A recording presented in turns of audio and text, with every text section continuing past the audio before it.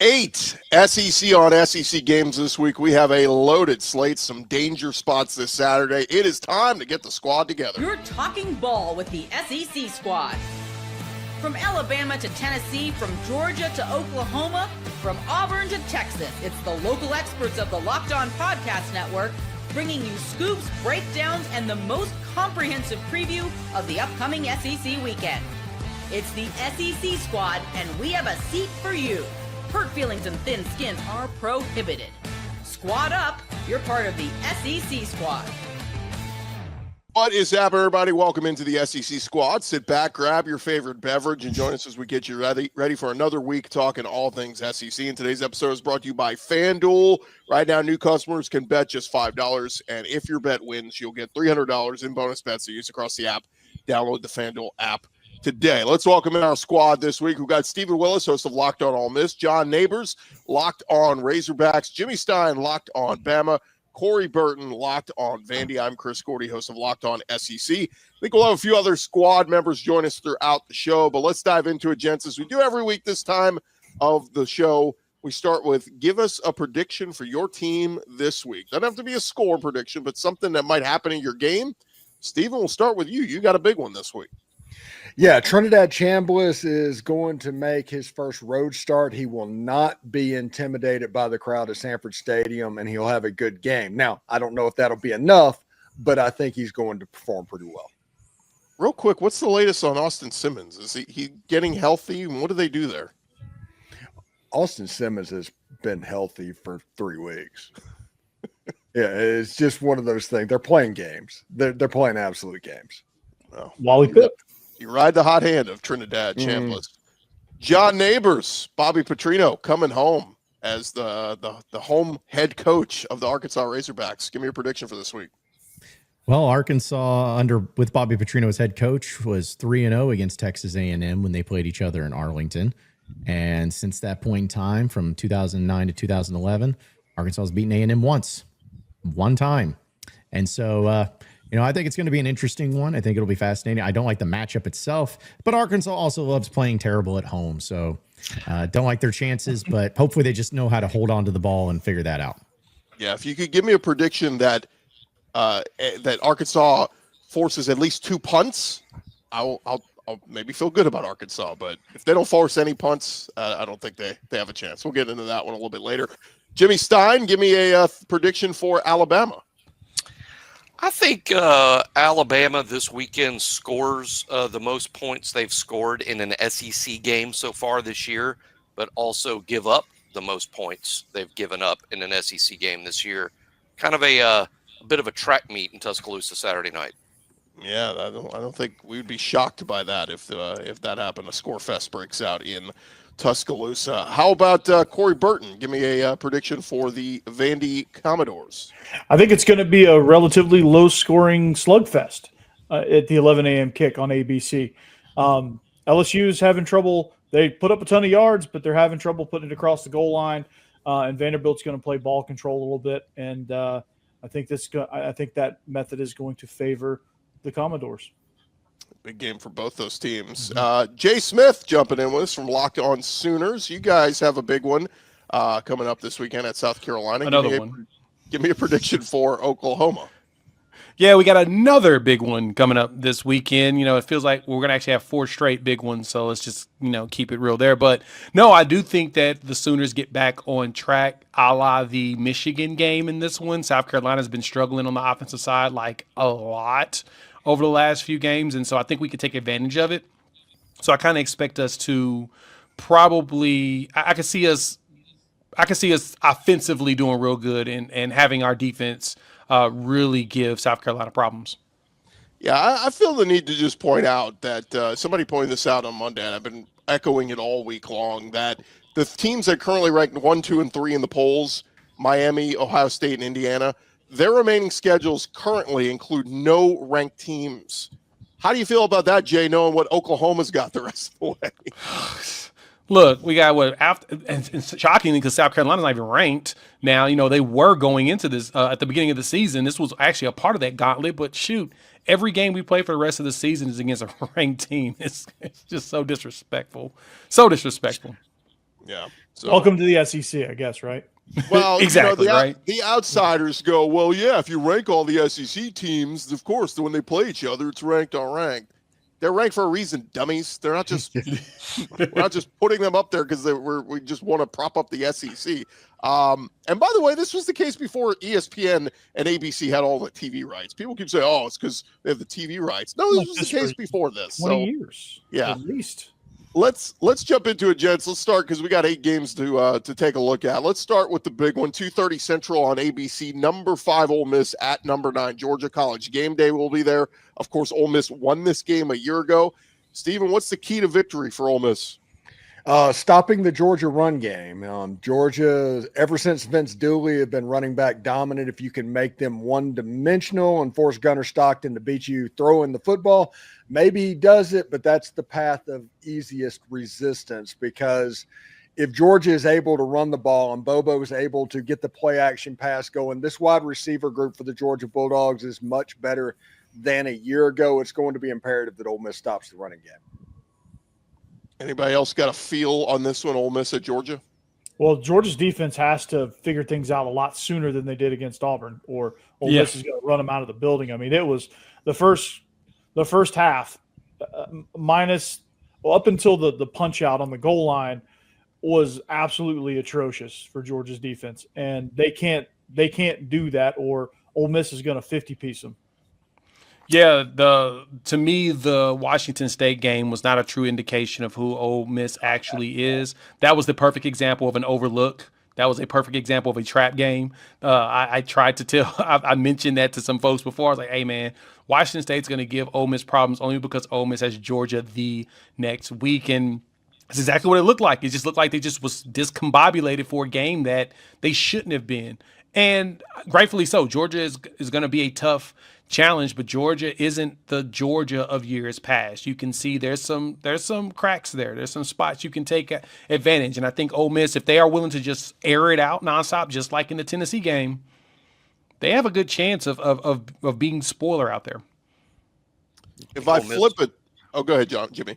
I think Ole Miss through the first half of the season has looked like a better football team than Georgia for much of the first half of the season, but it's also very difficult to imagine or wrap my head around that Georgia could have 2 home losses already. Yeah, I was gonna say that the other, if I were to flip this, I would say Ole Miss, I think strength of schedule is somewhere like 86 or 68, something like that so far. Georgia's is top 10. This is the first true real test for Trinidad Chambliss outside of the confines of Oxford. Maybe the clock strikes midnight on Cinderella because Georgia held Auburn to 50 yards of offense in the second half. Maybe the Georgia defense goes, we found ourselves. This is who we are. And, maybe Trinidad looks more like the Ferris State quarterback. Look, maybe not. If Ole Miss wins this one, I think they're going 11-1. I mean, I think that's a lock. They're going to Atlanta if they win this one, in my opinion. I agree. Yeah, I think so too. But the thing about the Ole Miss side of things is, like, I just see how many one possession games that they've won this year, which is great because, I mean, you win, and that's what shows you how good of a team you are. It just makes me wonder, it's like at some point in time, is that going to be one case or the other? Does that show just how good this team is and how experienced they are and how much they are just built for this? Or is it more of, hey, you've been playing with fire a little bit and it's going to come back and get you at some point in time? To me, it's fascinating because, again, I don't think Georgia's, like has been said, as good as what they were previously. But I also feel like Ole Miss, you got to go all in on this one, because I agree. If you win this game and you're Ole Miss, you not only will be going to Atlanta, you better be going to Atlanta, because there'll be zero excuse for you not getting to Atlanta for the first time, not getting into the playoff. And Lane Kiffin, he'll never get it done. If they beat Georgia and they still don't get into the playoff, they'll never get it done under Lane Kiffin. Yeah, and the one-score games that everybody likes to point out, just like John just did, all of those games almost was ahead by 2 scores late in the fourth quarter, and it was like a touchdown that made it a one-score game. It wasn't like a year ago where it was a true one-score game. I do agree that if you keep playing with fire, eventually you're going to get burned. But they've looked increasingly good, except for that Washington State game, which – listen, the rumor is that Lane Kiffin was practicing for Georgia and the Ole Miss Rebels during the bye week. And he said we did it for 2 days, and I view it kind of like military technology, where what you hear is only about 20% of what is there. So if he admitted to 2 days, he probably did it closer to 5 or 6. Well, just tell them do not say get your popcorn ready, because that thing could get really ugly really fast. That was one of my keys. Whenever I gave the keys this weekend, is like, Lane Kiffin, stop it. Just coach the game like you did against the Georgia Bulldogs a year ago. Take the points. Be extremely boring. Don't go crazy. There's several things that could get Ole Miss in trouble in this game. One is Trinidad Chambliss playing, and he kind of like the crowd gets to him, because this will be the biggest crowd that he's ever played in front of. So if that happens, that's a problem. An early turnover, short fields, Georgia. There's several different ways for Georgia to win this game, because, other than Alabama, they don't lose in Athens, basically. It goes back to the South Carolina game in 2019. John, Go ahead. We'll see how it goes. I feel, let's just say, cautiously optimistic about this game. Real quick, raise your hand if you think Ole Miss gets it done in Athens. Okay, only Steven. All the rest of us are going to stick with Georgia at home. All right. I like others, can't fathom Georgia losing at home twice. It just doesn't sound right. Until I see it happen, it's hard to believe it happened. It's one of those things. Yeah. Nothing against even Ole Miss. It's just I need to witness it in real life, and then I can say, oh, okay, well, it is possible. Schumann and Bobo better get going in the first half. That's all I got to say. Somebody said SEC teams, only one SEC team loses at home each week by average. Texas plays in Kentucky. So there we go. There's the average. Yeah, fair point. Yep. Coming up next, guys, we will touch on two of the other big games happening this weekend, starting with LSU at Vandy. More squad show coming your way next.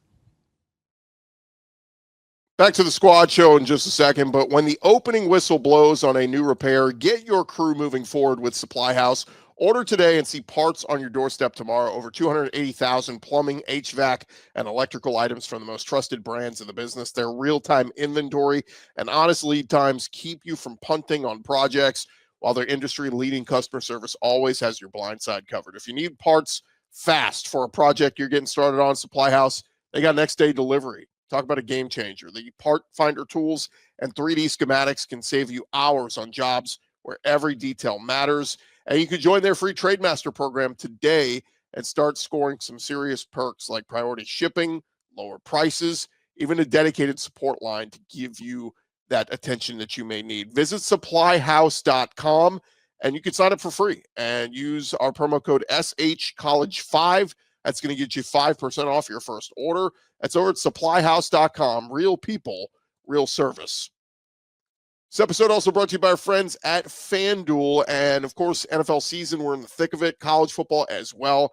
And FanDuel still got that offer that you do not want to miss. If you have not signed up yet, take advantage of it. Right now, new customers can bet just $5 and get $300 in bonus bets if you win. That's right. You pick a bet, you put down $5. If it hits, you'll unlock $300 in bonus bets to use across the app.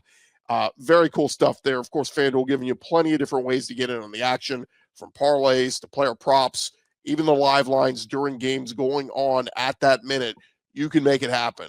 Makes watching football even more exciting when you got a little something extra riding on the action. So whether you're a casual fan or you love diving into the stats, FanDuel, they're going to make your game day experience so much better. So what are you waiting for? Get started today at FanDuel.com. It's going to let you download the app, and you can get started today for free and take advantage of that great offer over at FanDuel.com. SEC Squad Show rolling along here, and guys, it is going to be number 10 LSU at number 17 Vanderbilt. Both teams 5-1. A big game for both sides, Corey, because LSU, they came into the season fancying themselves a playoff team, so that means they need to win this one. For Vandy, internally they probably had playoff hopes, but I think other other people on the outside would just go, look, if Vandy goes 8-4, that's a great year. So maybe means a little bit more to LSU, but this is home for Vanderbilt. This is one that they believe, and they want to get the bad taste out of their mouths from that Alabama loss. Yeah, Chris, don't get it twisted. Internally, they got playoffs on their mind, right, wrong, or indifferent. That like Diego Pavia keeps reiterating that fact. Hey, everything's still out in front of us. So the importance of this game is just as significant for Vandy as it is LSU. Now, for LSU, what I've noticed in doing some stat dives, and I actually watched a little bit of that South Carolina game, is they racked up a ton of yards, but they can't put it across the goal line. It's weird because they can't. They turn the ball over twice in the red zone, once going into the end zone, once inside the 10. Penalties, things like that. Their offensive line, Chris, is something that they had to replace 5 starters coming into the season, and it just hasn't gelled like you think it would. So I think the matchup here is Vandy's defensive line versus that patchwork offensive line for LSU. Can they stop the run, which LSU is in the bottom 2 in rushing in the conference, and can they force Garrett Nussmeier to beat them all by himself? And right now he's still recovering from a multitude of injuries, ankles, knees, obliques, whatever, you name it. He's got it wrong with him. And is he 100% still? Brian Kelly says he is, but again, it's coach speak, wants to make everybody feel good. Vandy's going to have to test that coming in. And then offensively, they're going to have to control the ball as always. That's just their identity. If they can stay to that and play a lot like they did in the first half or in the first quarter against Alabama, where they dominated the line of scrimmage and they rushed for 113 yards and pretty much had control of the game very, very briefly against Alabama. If they can do that and stretch it out, they have a chance here. Yeah, wouldn't it be funny, like if you had a Gray's Sports Almanac and you went back to like 2021 and you're like, hey, Indiana and Vanderbilt are going to be having conversations about the playoffs in 2025, you would be institutionalized. Well, that's what somebody said. Imagine going back to 2019 and telling an LSU fan during that whole Burrow season, hey, 6 years from now, you're going to play at Vanderbilt and be an underdog. You would have been, what happened? Yeah, it's the like, program must have died. This is the first time in 51 conference games that Vanderbilt is actually a favorite. Yeah, Wow. Vegas knows something. Look, to me, LSU is the ultimate. If they ever put it all together, they could be the best team in the country. The problem is they just haven't put it all together. You know, when you get to this point in the season and you go, yeah, they just keep turning the ball over in the red zone, all this. Eventually, that's who you are. That's who this team is. But again, if they do go out there and have that clean game where Nussmeier doesn't turn the ball over and the defense plays lights out, LSU can beat anybody. But that's where I say, like, 8-4. If Vandy finishes 8-4 this year, they're going to throw a parade. If LSU finishes 8-4, they're going to be talking buyout with Brian Kelly. That's where the expectations are going into this game. Does anybody else feel strongly about this one either way? I think this has a potential to be the Ole Miss Arkansas game for 2024. I think this has a chance to be an extremely get-right game for LSU. Mm-hmm.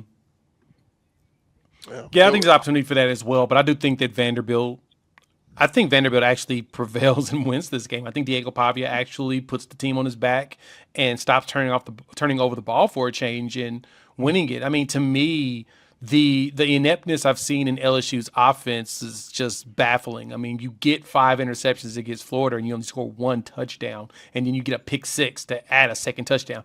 That, to me, just tells me that there's something going on with that offense that they just can't get going. The running game hasn't been very productive for them. I mean, Caden Durham hasn't been doing as much as I thought he would be. It's not – they're struggling, and it feels like – he missed the Ole Miss game. You need to, put that in there. But yeah, and that's fair. I mean, in the games he's played, it's just like last year he kind of came out of nowhere. You're like, oh man, they've got him such a good freshman running back. He's going to do some stuff, and not so much. So it kind of feels like the offense is protesting against Brian Kelly to get them fired. They're very much more inept than I would have ever thought that they would be. Just speaking for myself, about 1 week ago, I really thought Vanderbilt was going to win this game. When I changed my mind is when I saw that LSU was the underdog. When the official line came out Sunday or Monday, whenever it was, like LSU is an underdog in this game. I'm like, I'm flipping. I think LSU wins. Well, the LSU defense too. I mean, they held Lenore Sellers to what? I think it was 22 rushes for 19 yards. I mean, if they did that to Sellers, Trinidad Chambliss got a couple good runs on him, but I think they learned from that. And if they do what they did to Sellers, Pavia, has nowhere to run. It could look a lot more like that game at the end of last season in Baton Rouge, where Pavia scored early and then it was tough rowing the rest of the game. So that's the best defense in the SEC.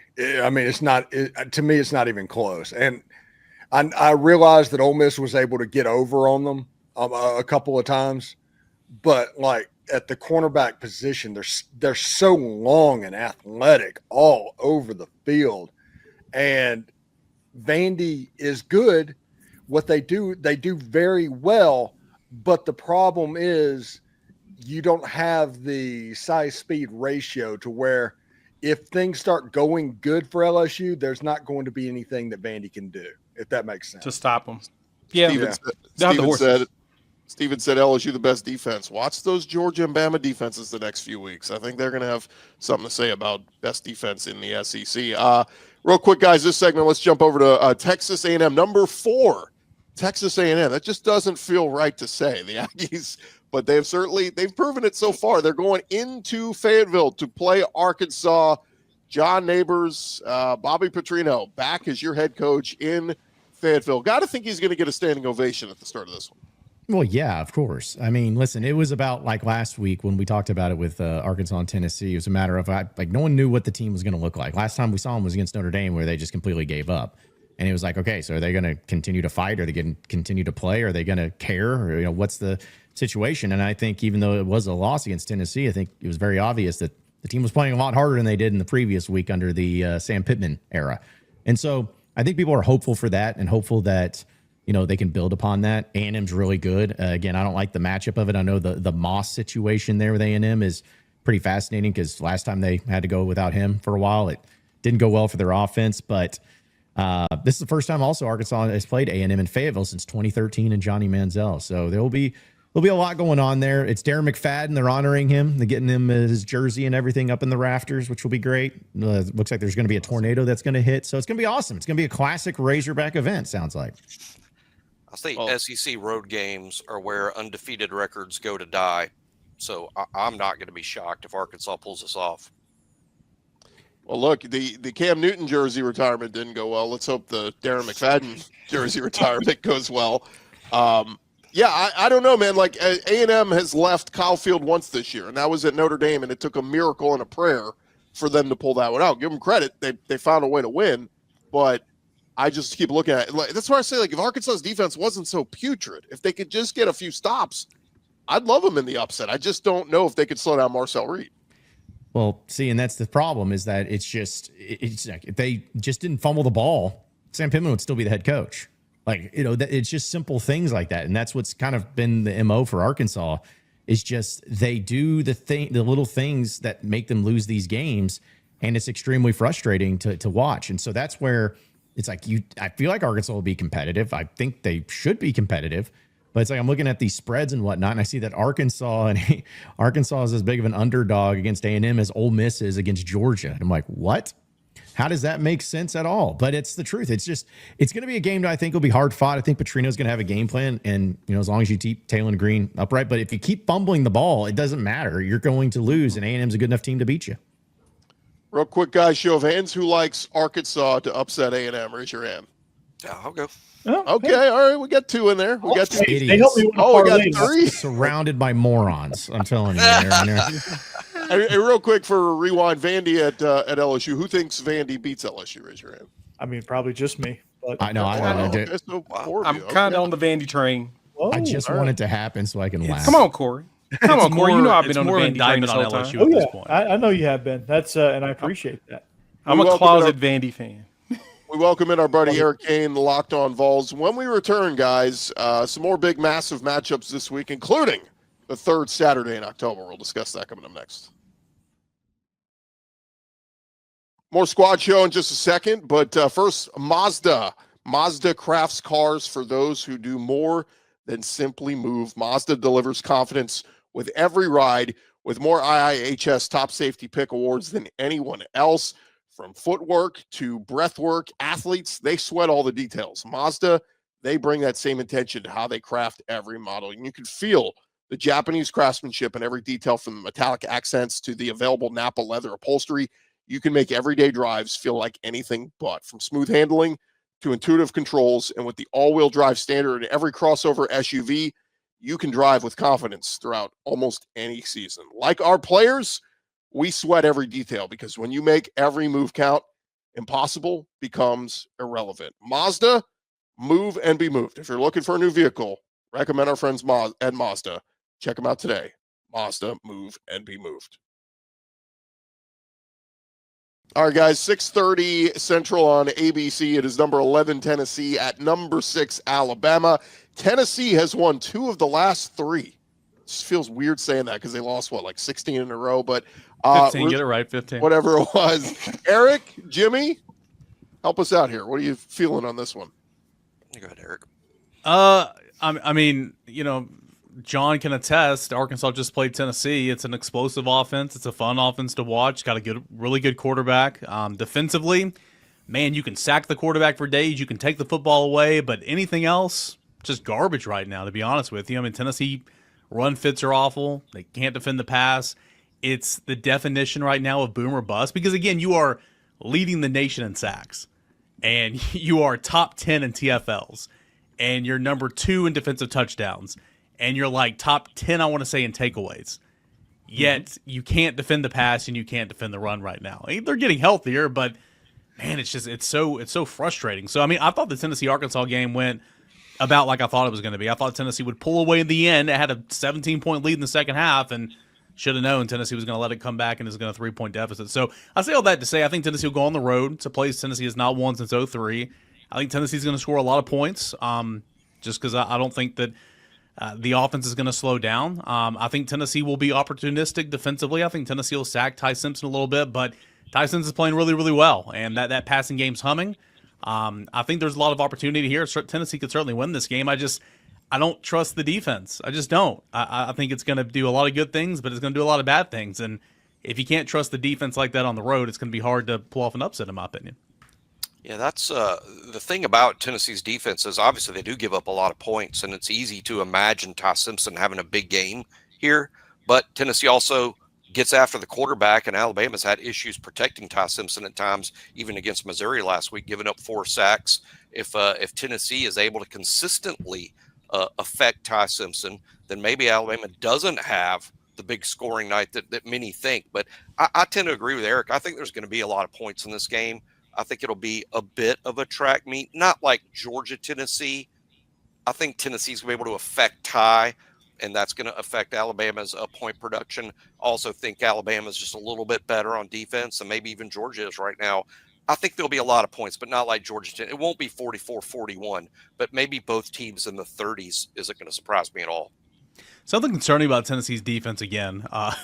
They do such a great job because of the sacks and early downs. They do such a great job of getting offenses in 3rd and long. Against Power 4 opponents, I looked up the stat the other day. Against Power 4 opponents on 3rd and 4th down, Tennessee is giving up 37% of those chances. They're better in 3rd and short, man. It's incredible right now. So get off the field. And Ty Simpson's playing is arguably better than anybody right now in terms of the quarterback position. So it's going to be interesting. I do have a question for you, Jimmy. I haven't watched every single Alabama game. Obviously, watched them play Vanderbilt. Watched a little bit of the game last week against Missouri. A lot of scrimmage is a bit puzzling. You mentioned the offensive line. They've given up 13 sacks. Only 9 sacks defensively as well. I think Tennessee might have the advantage on paper, at least in the line of scrimmage. But that was a little perplexing to see only 9 sacks defensively for that defense. Yeah, rushing the quarterback has been an issue. The secondary is very good. However, that's how Alabama makes up for maybe the lack of a pass rush. The secondary is outstanding, but you can't expect that they're going to cover. Tennessee's top 3 receivers are really as good as anybody's in the league. They're not going to be able to cover those guys, forever back there. So you are going to have to get to the quarterback. Alabama's lost 2 or 3 guys from their front 7. For season-ending injuries. I think that's affected the pass rush to some degree. But no doubt, Eric, it is an issue in terms of protecting the quarterback and rushing the passer. Alabama doesn't excel at either. They just make up for it in other areas. Real quick, guys, because we got a few more games we want to touch on. Raise your hand if you're going to go with Bama at home. We got 1, 2. Oh, no. Oh, no, I'm going to. Sorry. Everybody's going Bama? Whoa. Oh, Jimmy. Kiss of death. You know what happens? Mine's always asked me later in the week. I might change my mind, but I mean, again, right now, Tennessee can certainly win this game. I do not trust the defense, and mean, it's hard to argue that right now. It feels like Bama too, having to get up every week for these ranked teams that eventually one of them they're going to fall flat. Not many SEC teams have ever beaten 4 ranked SEC opponents in a row without a bye week somewhere in there. Yeah. It would be an historic win for Alabama in that sense. Well, they're going to go and get it. Give DeBoer credit too, the balls to go for it on the 4th downs, and I mean he's pulling all the right Black hoodie, baby. right now. Yeah, it's working. Jay Smith, number 14, Oklahoma is at South Carolina. Give us a quick thought on that one. Oklahoma was embarrassing on the offensive side of the ball. He looked like the 2024 team. I mentioned that on the reaction show. John Mateer, he said that it was all on him. His eyes were in the wrong spots, and I think that he has an opportunity to bounce back, and I think he will. This will be his first true road test, even though the Texas game is a neutral site. It's really weird with the 50-50 split as far as the fans, but it's also very awesome. William Bryce ain't no punk. The good thing is at 11:45 in the morning. So I think that that's kind of like a beneficial thing for us is we're not playing there at night. If we were playing at night, I'd be extremely concerned. But South Carolina has struggled like a lot more than I even thought they would. Like I thought they'd be good. I had questions about their wide receiver room. I had questions about who was going to be the running back. And then when Faison got approved to play, I was like, all right, I think they may figure it out. He ain't figured it out either. It's been bad. They fired their offensive line coach this week before the game. Whoo, buddy. Usually when you start firing position coaches in the season, you might be the head coach, be on that hot seat very, very, very soon too. So, and their defense is just not as stout as I was thinking it was going to be. The defensive line, I mean, Dylan Stewart is it, but at the same time, who else has really stepped up for them, right? They ain't got those NFL guys anymore. So they're looking pedestrian right now. Now, could they figure it out? Sure. Could this be the game they figure it out? There's always a possibility. But I do think that our defense is going to give Lenore Sellers way too many problems. This time around, they're going to actually try to figure out how to wrap up and tackle people for a change instead of letting people go. And if we can hold them to only one score on the offensive side like we did Texas, in which they got that kick return that gave it the 2-score piece, if we can keep them to just one offensive score and no special teams, I think we can win this game probably like 20-10. It's going to be a low-scoring game again, which I'm really getting tired of. But at the same time, 'tis his life. What did you think of your coach saying this week? This isn't the old Big 12 days where Oklahoma destroys everybody every single week except one game of the year. Talking about how tough it is to play in the SEC, being a one-possession league. Look, he pissed off the Big 12. They responded. Oh, yeah, their feelings were hurt. They said that he lost 8 conference games. This is his first time as head coach. Sure, I mean, totally true. He also won 7 Big 12 championships as a defensive coordinator. So let's not pretend like he didn't know what it was like playing in the Big 12. He was beating the dog out of those teams, too. And then someone posted a graphic. Yeah. Somebody posted a graphic showing Oklahoma's 14 conference championships with everybody else having a total of 18 combined. So that tells you that they're not going to catch up to Oklahoma's number. But I digress. He's right. Go look at the scores. I mean, we just got through talking about it. Even though some of them are backdoor covers on that, a lot of the SEC games have been one-score games. And it's been, even those backdoor covers have been situations where if a team, can sustain their drive, they could have tied it or they could have made it closer. So that's the thing about this conference, man. Everybody grinds it out. The defenses, you can tell, are NFL caliber coordinators. They are forcing teams to conform to the way they want them to play, and it's a grind out, especially this year. So he's not wrong. That's the one thing that we're pointing out. I mean, the Big 12 didn't know what defense was until actually they still don't know what defense is. So it's a team. It's a conference where just the offenses just fly. So Tennessee, but the SEC's always been opposite. Games. Sorry to cut you off. Tennessee's played 3 conference games. All 3 have been one-score outcomes. I mean, it's insane. There you go. That's my point. Again, you guys know my thoughts on the defense right now, but like that's still pretty wild just to think about it. I think Brian Kelly pointed out that last year the average margin of victory in SEC games was, I think, 17 points, and he said this year so far it's 10. Yeah, so it just showed Yeah, Vanderbilt was they had 8 one-score games last year. I mean, they were just as close to 2-10 as they were 10-2. I mean, it's pretty wild. So I think I saw somewhere on Twitter that it's closer than the NFL. By the way, the margin of victory. To that point, please, someone tell me where Brent Venables was wrong about the toughness of this conference. No one can. People just hate they hate the SEC because they've dominated for so long and all the championships and all the most draft picks and all this that anytime they get Anytime they can get a shot in, they get a shot in. All right, real quick, guys. A few other games. Skin. It's prohibited around here.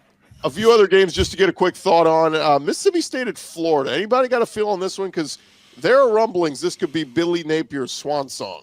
If he loses, like there's loses. literally no choice. Like if he loses, got to be it. And if you're a Florida fan, if you win, it's like, God, here we go again. Like just prolonging the inevitable. I Lose think a that's game so we can get fired. That's literally what they're saying. Just lose so you can get fired, man. I think this is a game that Mississippi State can take. Obviously, Florida's been much better than what the record indicates defensively. They're playing better offensively, but I think this is a game Mississippi State can absolutely win.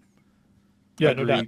You're exactly right there, Eric. They just got to play clean and even just cut their penalties in half, and they'll have a chance. And is the pressure on at Florida with Penn State now open, Arkansas's open?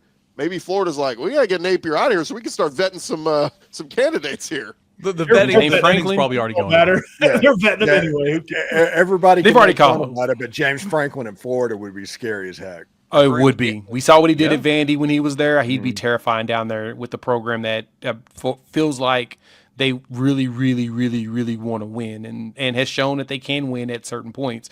Now, I think they're still cursed for firing Dan Mullins after, the success he had there. They're going to probably, if they do hire James Franklin, it probably may get worse just because they're in purgatory for being disrespectful to the football gods. But whomst among us would have believed me if I told you that Mississippi State was coming in this game 4-2 and Florida was 2-4? Yeah. Well, neighbors, what was your tweet yesterday? Oh, I had a lot of them, so you're gonna have to remind me. about James Franklin and Hog fans. Oh, well, I mean, just that they're idiots if they don't want James Franklin. I mean, which apparently people in our Razorback land be like, you're an idiot if you think that James Franklin would be better than Sam Pittman. I'm like, you're the reason why the education is so low in Arkansas. It's so bad. But we'll say, don't be including Gordy, Arkansas in the college football coaches searches or anything. We got our coach, buddy. Okay. We got our coach. Well, look, don't get me wrong. Fans say that. Petrino wins some games here. That you might be right. Two other games to touch on real quick, guys. Number 21, Texas at Kentucky. We know Kentucky, Mark Stoops' days are kind of numbered here, but I'm looking for, is this a game that does Arch kind of have that big, he had a great game against Oklahoma, I say good, not great, but if he throws for 300 yards, 3 touchdowns against Kentucky, this could be the coming out party, right? Arch getting some confidence.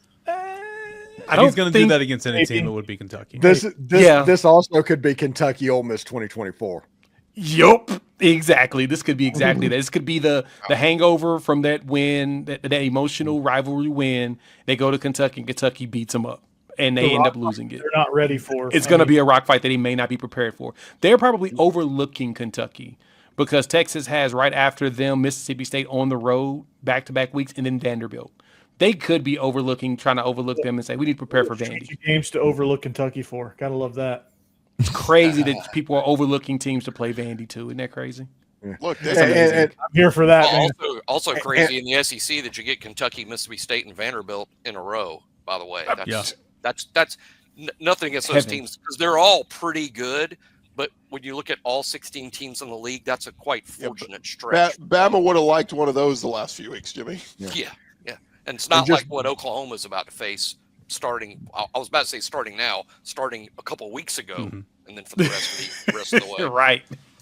Hey, and Mark Stoops is likely going to eventually lose his job, but Mark Stoops against the Norm Chow tree, Lane Kiffin, and Steve Sarkisian, he's got a foothold on that offense. He can make a rock fight on that offense.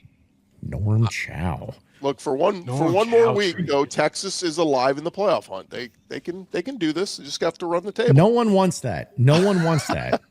Oh my gosh. One more, guys. Save the biggest Hindenburg for last. Number 16, Mizzou is going to the Plains of Auburn, where that thing's getting uglier and uglier by the week. Damari Alston leaves the team this week, a team captain. Anybody think Auburn got any chance in this one? It's like the meme where everything is burning around Hugh Freeze, and he's just like, "Hey, this is fine." It's fine. The question is, how much golfing is Hugh Freeze going to do before this game to prepare himself for the battle? Because, truth be told, this feels like yet another game where a coach is probably going to get fired if they lose this one. Between Florida and Auburn and possibly Kentucky, those 3 teams, I feel like somebody's going to lose their job if they lose, and we may see 3 people get fired in the same week. That would be wild. On3 keeps making graphics about earlier in the week about Auburn flipping this recruit and getting this recruit. First of all, it's wild that going on a little bit of a run right there whenever the coach is really on the hot seat. But every time I saw that graphic, I'm like, is he fired? Is he fired? Maybe that's Me too. Me too. Every time. I'm like, stop posting Auburn pictures. Stop posting pictures of Hugh Freeze. You keep making me think that he's fired. Do not do it anymore.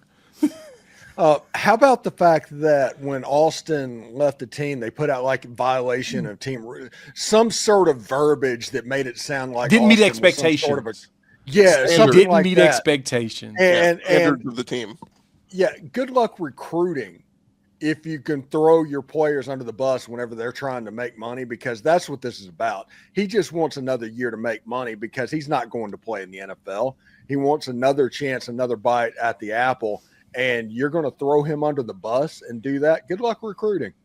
Seriously, if you somehow beat Missouri, good luck recruiting. Now, on that, Missouri's only like a 1 to 1.5 point favorite in this game. That feels really low for a team that's been struggling like Auburn has on the offensive side of the ball.